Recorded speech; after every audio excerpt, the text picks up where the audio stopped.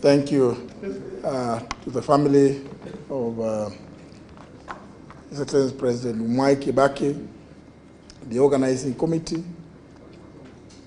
the panelists, and all of us that have attended this second lecture. Good afternoon. I'll try to copy Ambassador Mudavadi.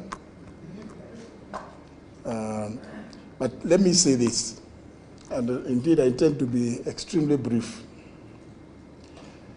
because many people may not think, when I speak in the presence of Norman Nyaga, my good friend Mzee Joe Consolo Munyao, when I claim to be old, they always laugh at me. They think I'm a small boy. Now that I'm also claiming to be old, in that for the longest time, even when I was a young man, Norman, even as a student in high school, there's only one person in the Kenyan political leadership that I always loved to one day meet. It was President Mwai Kibaki. But because we have been told quite some exciting stuff by the panelists, Mzee Munyao, and now Ambassador Mudavadi, I want to just pick one point, not about his eloquence and his capacity to debate any topic in Parliament, which I found quite unique, but it's something that I think, for me, I emulate from President Mwai Kibaki. We've talked about the many gifts that he has left this country. Talked about Vision 2030.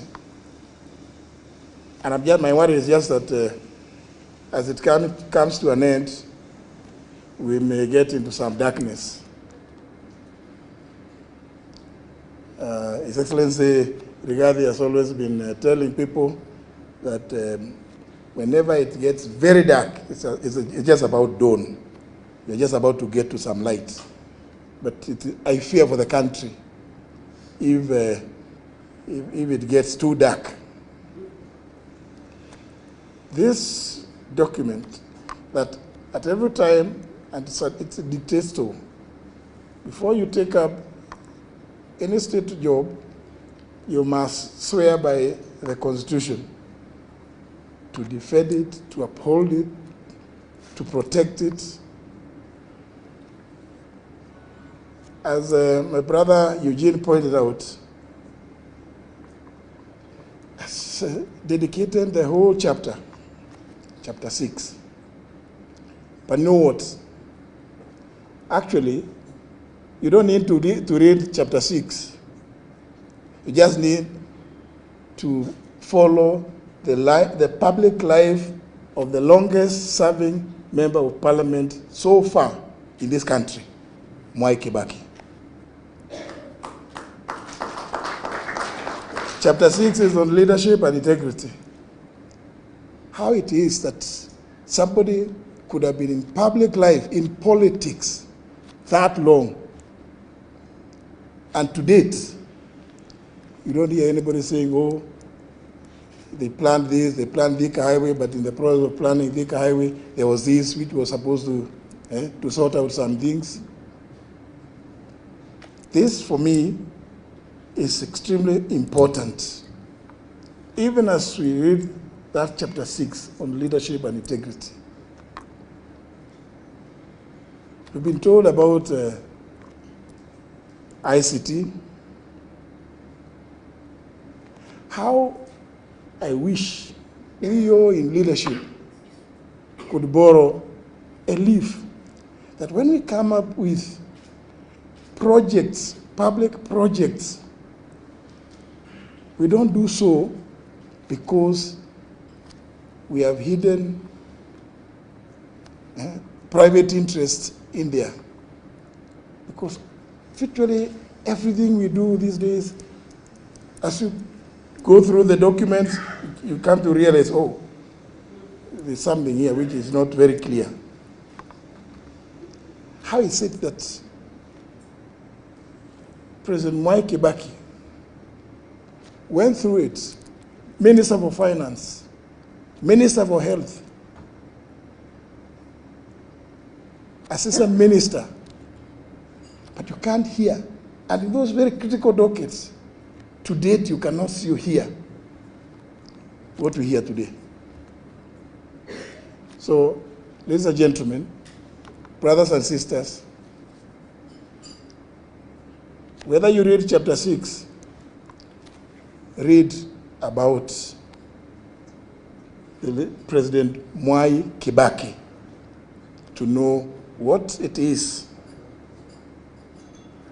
When we talk about good governance, when we talk about integrity in public leadership, in office, you just need to read the history of Mwai Kibaki. Then you can read chapter 6 as kind of a lullaby, because when you read the history of Mwai Kibaki, then integrity in public leadership, in public office, will become so clear to you that you don't need to read anything else. Many of you, I'm sure, are religious people, either Muslims or Christians or Hindus. You know, virtues, the virtues of integrity, honesty.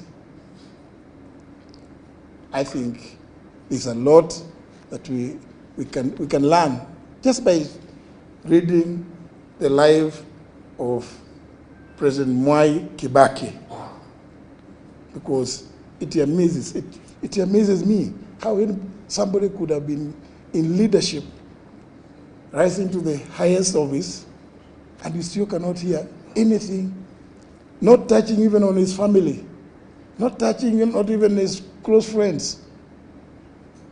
It speaks volumes.